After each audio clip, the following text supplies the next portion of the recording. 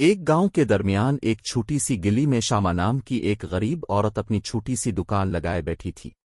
इसके पास सिर्फ एक पुराना थाला था जिसमें वो गर्म नडल सूप बेचती थी। शामा का अपना एक छोटा सा खानदान था। इसके शौहर जावेद, जो एक छोटी सी नौकरी करते थे, और एक छोटी बेटी थी जो हमेशा थोड़ी सी बीमार रहती थी। सर्दियों का मौसम आते ही शामा को ये समझ आ गया था कि लोग अब कम खरीदारी करते हैं। शामा ने दुकान लगाकर अपने घर का खर्च चलाने की पूरी कोशिश की थी, लेकिन इस बार हालात इतने मुश्किल हो गए थे कि दुकान पर बैठना इसके लिए बहुत मुश्किल हो गया था। हर दिन वो अपने नडल सूप का थाला लगाकर गर्म पानी और नडल्स बेचती थी, लेकिन लोग सर्दी की वजह से खरीदने नहीं आते थे। एक रात का जिक्र है, जब बारिश और तूफान का मौसम आ गया। शामा ने अपनी दुकान को थोड़ा सा संभालने की कोशिश की, लेकिन अचानक इतनी तेज बारिश शुरू हो गई कि सब कुछ बारिश में बह गया। सर्दी इतनी बढ़ गई कि इसका थाला भी गिर गया। इसका सारा माल बेकार हो गया। नडल सूप, गर्म पानी, मसाले और बेचने के लिए जो कुछ भी था, सब कुछ बारिश में बह गया। शामा अपनी दुकान के नीचे बैठी थी, अपने हाथों में अपनी ताकत की कमी को महसूस कर रही थी। उसका दिल भर गया। शामा के घर वालों ने उसे कहा, बेटा, अब घर का खर्च किस तरह चलेगा? जावेद ने कहा, ये कहाँ तक चलेगा? तुमने दुकान लगाई थी, लेकिन अब ये सब कुछ बेकार हो गया। शामा का दिल तो बहुत उदास था, लेकिन इसने हिम्मत जताई और सोचा कि कोई तरीका जरूर होगा जो अब गुजारा चला। कुछ दिन गुजरते और शामा अपने दिमाग में एक नया ख्याल लेकर आई।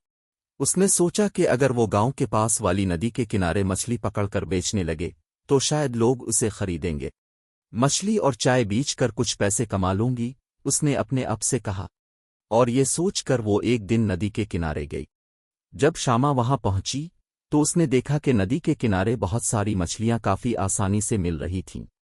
वो मछली पकड़ने लगी। एक दिन जब इसने एक बड़ी मछली पकड़ी तो कुछ अजीब हुआ। मछली के पेट में कुछ मेटल की चीज थी। जब इसने वो चीज बाहर निकाली तो उसकी आंखों के सामने एक सोने की चीन थी। शामा को लगा कि ये किसी का सोना होगा, लेकिन इसने इस चीन को अपनी जेब में डाल लिया। वो सोच रही थी, इस चीन से मेरे घर की मुश्किलात थोड़ी आसान हो सकती हैं। इसी सोच में वो घर गई और अपने थाले पर चाय और मछली के पकौड़े बेचने लगी। उसने खुद से सोचा कि अगर वो अपने थाले पर ये चीजें बेचने लगे तो शायद कुछ फायदा हो सके। लेकिन कुछ देर बाद गांव का सेठ वहां से गुजर रहा था। उसने देखा और सोचा, ये चीन तो मेरी है। वो फौरन पुलिस वालों को बुलाकर आ गया और बोला, इस औरत ने मेरी सोने की चीन चोरी कर ली है। तुमने मेरी चीज छपाई है। शामा थोड़ी डरी, लेकिन उसने अपनी सफाई देने की कोशिश की।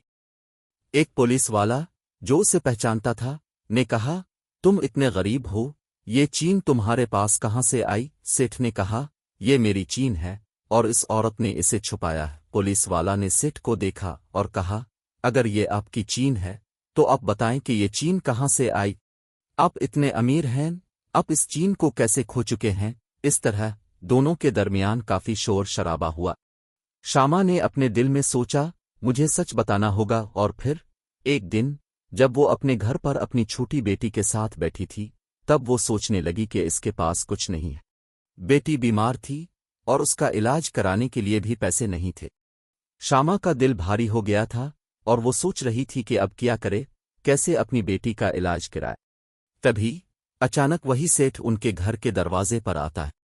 उसने कहा, जब से ये चीन मेरे पास आई है, मेरी जिंदगी में एक के बाद एक मुसीबत आई है। तुम मुझे मुआफ कर दो, ये चीन तुम रख लो। सेठ का दिल था, लेकिन वो समझ गया था कि इसने जो कुछ कहा था इसका सच सबको मालूम हो गया था। शामा ने सेठ से कहा, आपको मुआफ कर दिया। आप अपनी जिंदगी में खुश रहें और ये चीन रखना मेरी तरफ से कोई बदला नहीं है। उसने वो चीन बेचकर अपनी बेटी का इलाज करवाया। धीरे धीरे उनका गुजारा आसान हो गया और उसके थाले पर ज्यादा लोग आने लगे। अब शामा को अपनी जिंदगी में खुशी और सुकून मिल गया था। इसका ख्याल था, अगर अपने दिल से सच का साथ दिया हो तो सब कुछ ठीक हो जाता है। शामा अब अपनी बेटी के साथ खुश थी और उसके पास सब कुछ था जो उसे चाहिए था। वो नए जज्बे के साथ अपनी जिंदगी बसर कर रही थी और उसका थाला हर दिन नए गाहक से भरता जा रहा था। इसके दिन भी बेहतर होते गए اور اس نے اپنے گاؤں والوں کو یہ سبق دیا کہ مشکلات کبھی نہ کبھی دور ہو جاتی ہیں، بس حوصلہ اور سچائی کے ساتھ جینا ضروری ہوتا